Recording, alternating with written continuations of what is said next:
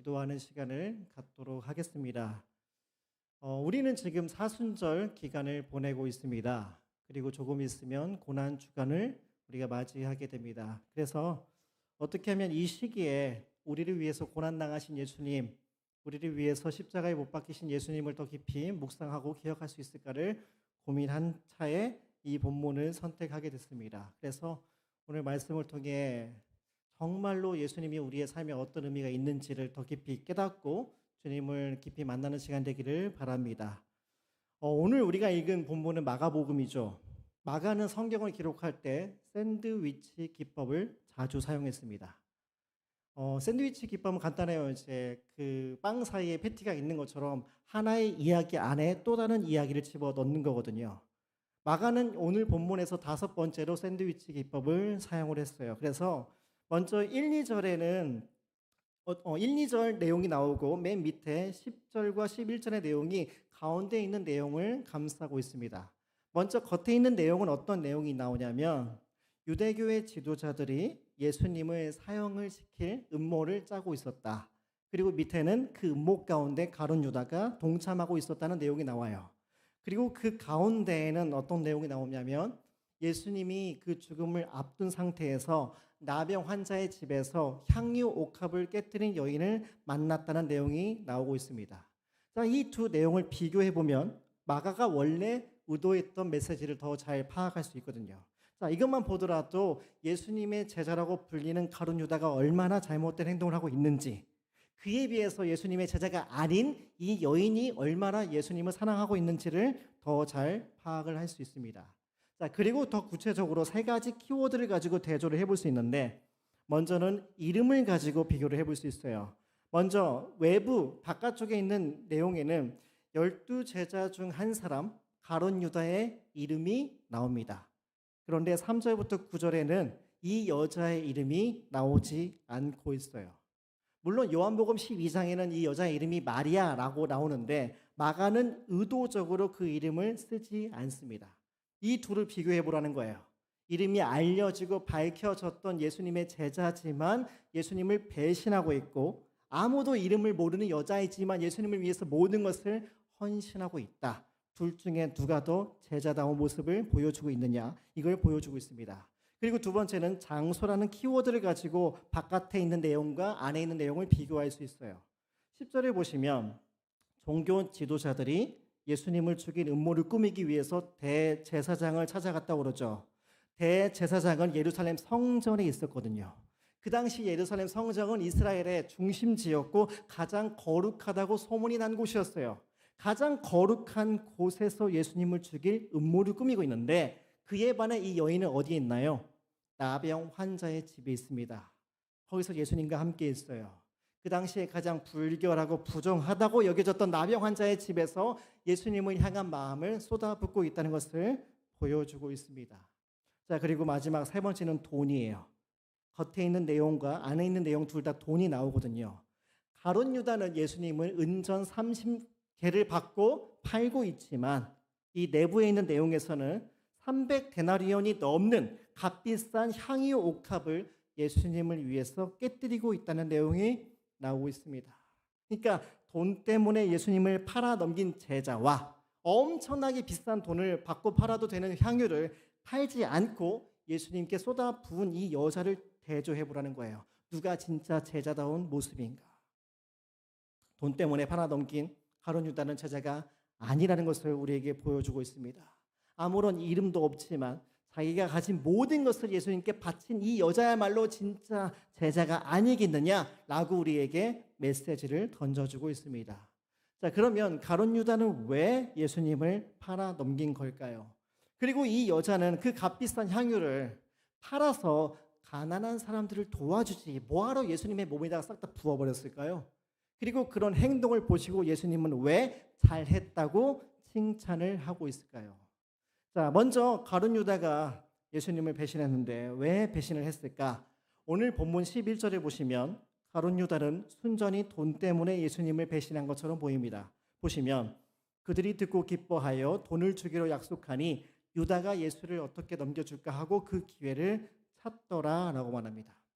물론 이 돈 때문에 가룟 유다가 마음이 흔들린 것도 있겠죠. 그러나 그 돈을 받기 이전에 이미 예수님을 배신했고 예수님을 배신한 대가로 이 돈을 받고 있는 겁니다. 그래서 단순히 가룟 유다가 돈 몇 푼 때문에 예수님을 팔았다고 단정 지을 수는 없어요. 그래서 많은 성경학자들이 가룟 유다가 예수님을 정말로 판 이유가 뭐냐, 여러 가지 이유를 댑니다. 그 당시의 역사적 배경을 바라봤을 때 가장 중요한 이유는 뭐냐면 가룟 유다가 기대했던 이 메시아의 모습과 예수님의 진짜 모습이 너무나 큰 차이를 보였기 때문이다라고 이야기를 합니다. 자, 이 당시 이스라엘은 어떤 상황이었나요? 로마 제국의 식민지 지배를 받고 있었어요. 모두가 독립을 원했습니다. 마치 우리나라 일제강점기 시대처럼. 그래서 구약시대에 예언이 있었거든요. 하나님이 메시아를 보내줄 건데 그 메시아가 하나님의 백성들을 괴롭히는 저 나라를 다 물리쳐주고 해방을 시켜줄 것이다 라는 믿음이 모든 유대인들에게 있었습니다. 이걸 뭐라고 부르냐면 메시아 대망 사상이라고 불러요. 하나님이 보내시는 그 메시아가 오게 되면 우리를 억압하고 착취하는 로마 제국을 물리쳐 줄 거야. 그리고 그 나라 밑에서 빌부터 살고 있는 저 헤롯 왕가 족속들을 혼내줄 것이다 라는 마음이 있었습니다. 그래서 새로운 나라를 건설해서 유대인들을 잘 먹고 잘 살게 해준다. 부국 강병을 이루게 해줄 것이다 라는 기대가 있었습니다. 그러면 그런 새로운 나라를 만들기 위해서 뭐가 필요하죠? 힘이 필요해요. 권력자들이 필요합니다. 병사들을 모아가지고 전쟁을 준비해야 돼요. 작전을 짜고 훈련을 하고 군대를 모집해야 되는데 예수님은 그런데 전혀 관심이 없는 거예요. 병사를 모으지도 않고 권력자들과 결탁을 하기는커녕 맨날 싸우세요. 종교 권력자들, 사두개인들, 바리새인들, 서기관들하고 맨날 싸우는 것을 보면서 아, 이러다가는 내 꿈이 이루어지지 않겠구나. 대세가 이미 기울었구나. 저러다가 종교 지도자들에게 찍혀가지고 나중에 체포당해서 죽으면 어떡하지? 라는 마음이 가룟 유다에게 들었던 겁니다. 그래서 가룟 유다는 자기가 원하는 구원자가 아니었기 때문에 예수님을 배신했다고 우리는 이해할 수 있어요. 뿐만 아니라 또 어떤 학자들은 뭐라고 얘기하느냐, 그 권력자들이 가룟 유다를 협박했기 때문이다. 볼모로 잡혀서 어쩔 수 없이 예수님을 배신했을 수도 있다고 이야기합니다. 그리고 요한복음 14장부터 나오는 문맥에 보면은 사탄이 가룟 유다에게 들어갔기 때문에 배신했다고도 말을 하고 있습니다. 자, 이렇게 가룟 유다가 예수님을 배신했던 다양한 정황들이 함께 들어있어요. 그래서 어느 한 가지 이유만 콕 집어서 설명할 수 없습니다. 그런데 분명한 건 뭐냐면 가룟 유다는 예수님을 끝까지 따르지 못했다는 거예요. 예수님을 따르는 이 인생이 내 인생의 낭비가 아닐까라는 생각을 했던 거죠. 자, 그러면 가룟 유다만 예수님을 배신했을까요? 다른 제자들은 예수님을 충성되게 따라간 사람들이었습니까? 아니죠. 대표적으로 베드로는 그 어린 여자 하인 앞에서 3번씩이나 나는 예수님을 모른다고 부인하고 맹세하고 저주까지 했거든요. 그리고 결정적으로 예수님의 12제자 모두가 예수님이 십자가에 못 박혀 죽는 그 순간에 아무도 그 자리를 지키지 않고 싹 다 도망가 버렸습니다. 자, 그리고 오늘 본문에서도 마치 예수님의 제자로 사는 게 인생의 낭비가 아닌가, 굳이 그렇게 살아야 될 필요가 있을까라는 태도로 이야기를 하고 있습니다.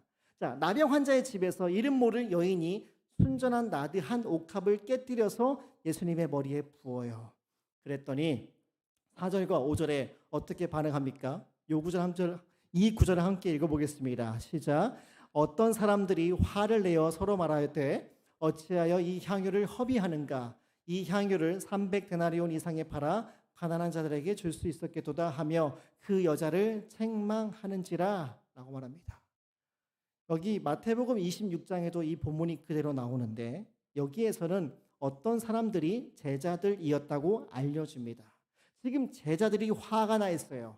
그 비싼 향유를 왜 예수님의 몸에 갖다 붓냐, 왜 허비를 하냐면서 화를 내고 있습니다. 근데 실제로 이 향유는 진짜 비싼 향유예요. 혹시 드셔보셨는지 모르겠지만 요즘에 고급 음식점을 가면은 트러플 오일을 뿌려준다고 하는데 제 생각에는 이 나드 향유가 트러플 오일보다 훨씬 더 비쌌던 것 같아요. 여기에 나드 앞에 순전한이라고 수식어가 붙어 있죠. 나드향유가 있고 그 바로 밑에 나드향수가 있었습니다. 그런데 1%의 향수도 섞이지 않은 순전한 100% 향유, 최고급 향유를 사용했다는 거예요. 그런데 이 향유를 옥합에 담았대요. 이 옥합도 역시 비싼 독이었습니다. 알라바스타라는 반투명 고급 대리석으로 만든 주전자처럼 생긴 그런 병이었거든요. 그런데 이 한 옥합은 한 근이에요. 이걸 우리가 사용하는 단위로 환산을 해보면 약 4리터 정도 됩니다. 이 향유가 4리터 정도 되는 것을 깨서 부은 거예요. 여러분 콜라 2리터짜리 병 아시죠? 이 병 두 병에다가 향유를 갖다 부었어요. 가득 채웠어요. 그런 다음에 그 뚜껑을 따가지고 예수님 머리에 부었다고 생각해 보세요. 콸콸콸 쏟아 넘쳤겠죠. 그렇게 비싼 향유를 예수님의 머리에 갖다 붓고 있었습니다. 그리고 이 향유가 엄청나게 비쌌어요. 300데나리온 이상에 팔 수 있었다라고 말하죠. 1데나리온은 하루 일당을 얘기합니다. 그러면 300데나리온은 거의 1년 연봉을 말하는 거죠. 지금 돈으로 환산해 보면 모태로 3천만 원, 4천만 원짜리 향유를 예수님께 한꺼번에 들이붓고 있는 게 이 여자의 모습인 거예요. 이미 다 부어버렸습니다. 주워 담지도 못해요. 왜? 그 옥합을 깨뜨려 버렸거든요. 그래서 제자들이 차라리 그거 팔아서 가난한 사람 나눠주지 뭐하러 그렇게 허비하고 있느냐라고 이야기합니다. 얼마나 합리적인 지적인가요? 그런데 예수님의 반응은 어떻죠? 낭비가 아니라는 거예요. 그 여자를 괴롭게 하지 말라고 이야기합니다. 향유를 부은 이 여인을 칭찬하고 있어요. 왜냐하면 이 제자들과 달리 이 여자 혼자서 예수님의 죽음, 장례식을 준비하고 있거든요. 이 제자들은 3년 동안 예수님을 그렇게 따라다니면서 온갖 기적을 다 봤어요. 수많은 설교를 들었어요. 그런데 예수님을 인격적으로 사랑하지 않은 거예요. 자기의 삶의 목적을 이루기 위한 수단으로서만 여겼던 거지 예수님의 그들의 삶의 목적이 되지 않았던 겁니다. 그런데 이 여자에게 예수님은 삶의 목적이 되었던 거죠.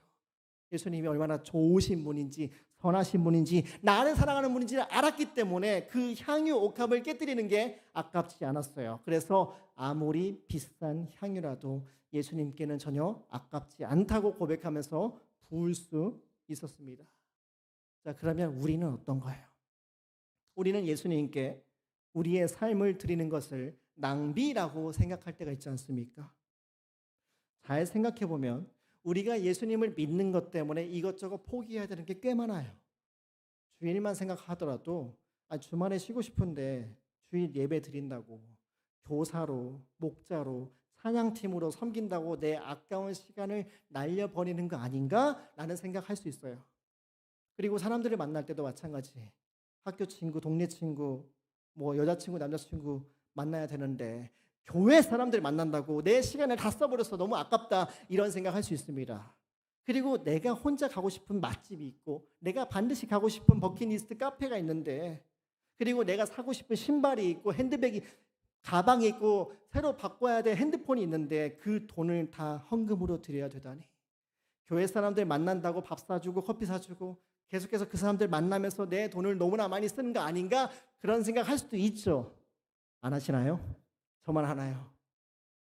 저도 마찬가지거든요. 목회자로서 사는 것이 예수님을 따르는 것과 동일한 단어는 아닐 수 있어요. 100%는 아닐 수 있어요. 그럼에도 불구하고 다른 직업에 비해서 끝까지 이 길을 완주하기에는 너무 힘든 길이다라는 것도 사실이거든요.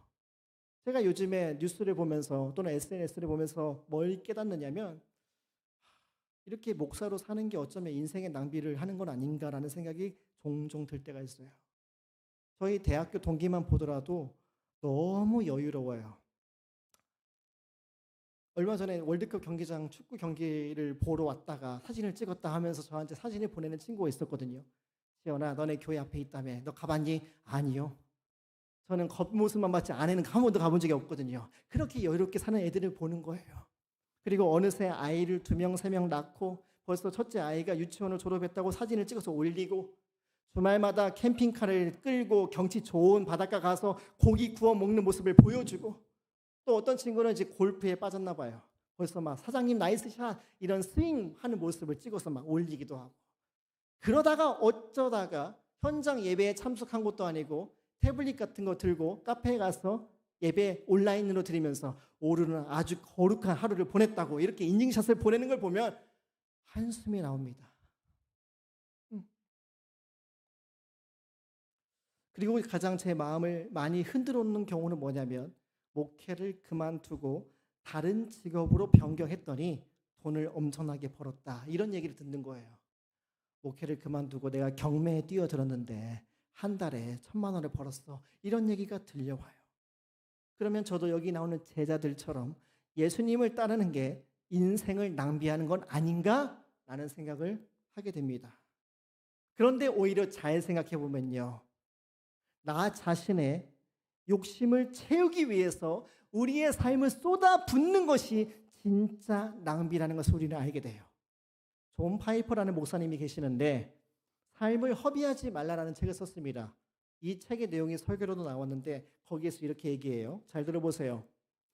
삶을 허비한다는 말의 반대말은 하나님을 높이고 영혼을 만족하게 하려는 단 하나의 열정으로 살아간다는 말이다.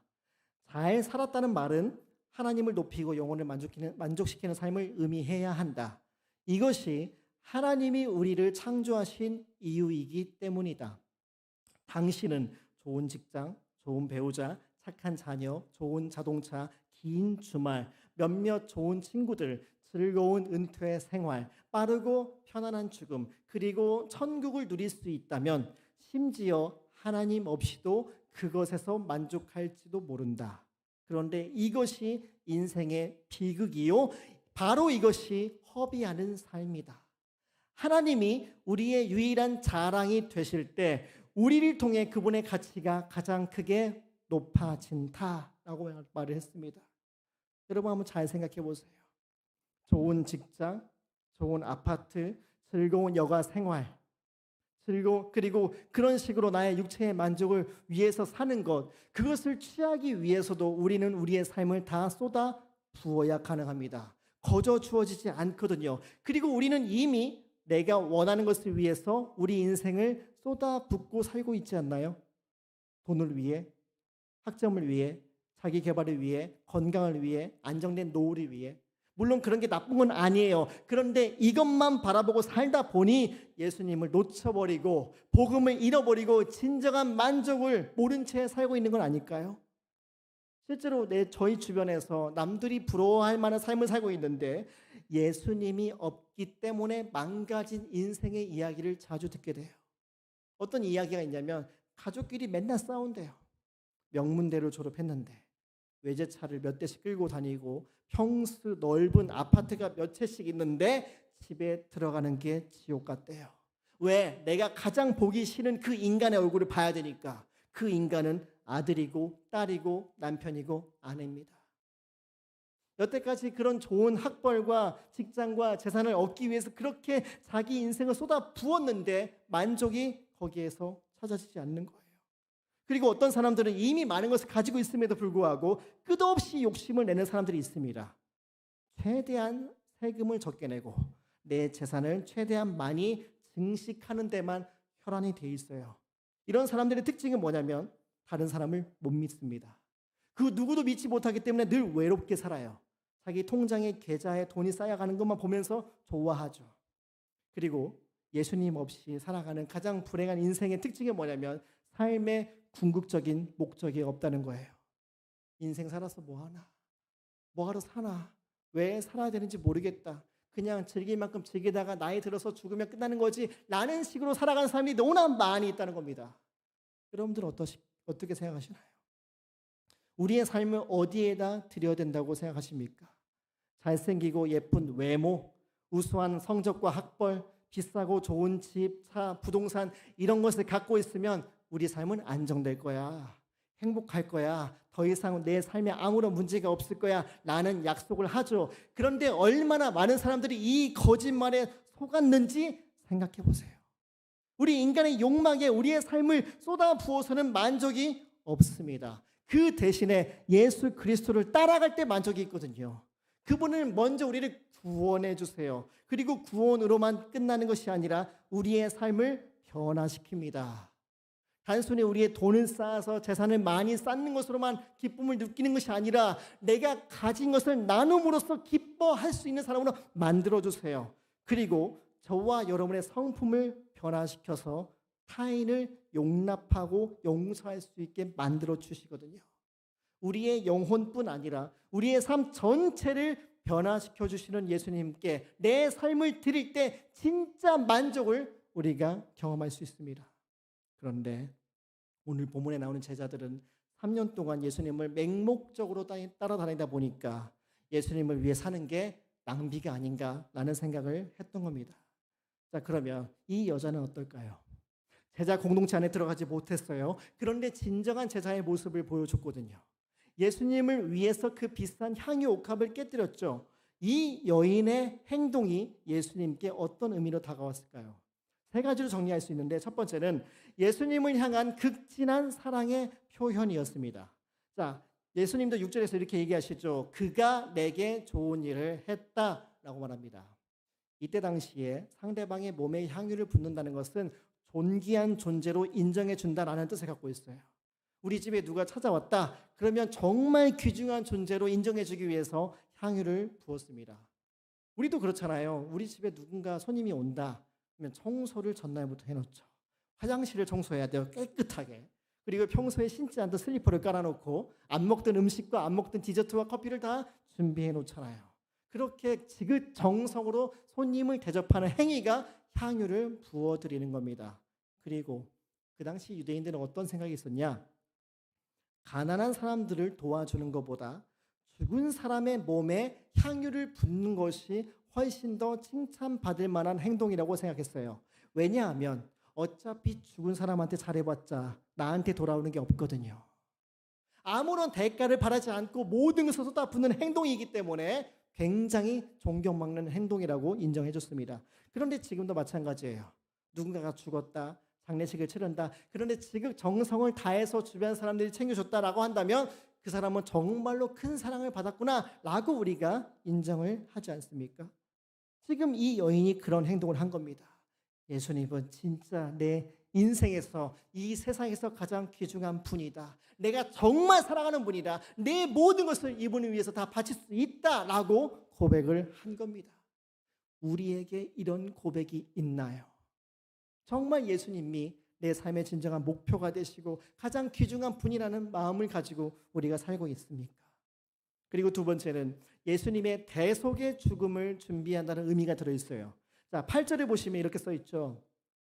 내 몸에 향유를 부어 내 장례를 미리 준비하였느니라 라고 말합니다. 자, 이 여인은요, 예수님이 인류의 죄를 속죄하기 위해서 십자가에 못 박혀 죽으셨다는 사실을 알았을 수도 있고 몰랐을 수도 있어요. 왜냐하면 본문에서 말하고 있지 않기 때문에. 그런데 분명한 것은 인간을 죄에서 구원하기 위해 십자가에 못 박혀 죽으시는 예수님을 내다보면서 최초로 슬퍼한 사람이라는 거예요. 설마 향유를 부으면서 웃진 않았겠죠. 예수님 대박 냄새 진동한 이러지 않았겠죠. 슬퍼하면서 향유를 부었을 겁니다. 그리고 이 여인이 향유를 낭비하는 그 사랑의 모습을 보여주자 예수님도 나중에 자신의 죽음을 통해서 자기 몸을 깨뜨리시고 자기 피를 쏟아붓는 사랑을 우리에게 보여주시잖아요. 그리고 그 사건 이후로 이 여자가 값비싼 향유를 쏟아붓는 것처럼 예수님이 자신의 보배로운 피를 우리에게 쏟아부어 주셨구나, 이걸 기억하며 살아가게 되는 겁니다. 이 여자의 행동을 통해서 예수님의 사랑의 행동을 우리가 자꾸 떠올릴 수밖에 없다는 거예요. 그게 바로 9절의 의미거든요. 내가 진실로 너희에게 이르노니 온 천하에 어디서든지 복음이 전파되는 곳에 이 여자가 행한 일도 말하여 그를 기억하리라. 값비싼 향유보다 더 비싼 보혈을 흘려주신 예수 그리스도를 깨닫게 하기 위해서 이렇게 행동을 한 겁니다. 아, 우리가 받았던 구원의 출발지가 여기였구나. 십자가였구나. 예수님의 죽음이었구나. 이걸 자꾸 우리가 생각하게 만들어주죠. 그리고 마지막이 제일 중요한데요. 이 여인은 예수님을 향기롭게 만들었습니다. 여러분, 예수님이 자기 몸에 묻은 이 나드 향유를 어떻게 처리했을까요? 티슈로 닦았을까요? 샤워해서 다 씻어버렸을까요? 아니요. 그냥 내버려 뒀을 것 같아요. 비싼 거잖아요. 그리고 이미 그 향기가 몸에 가득 뱄을 겁니다.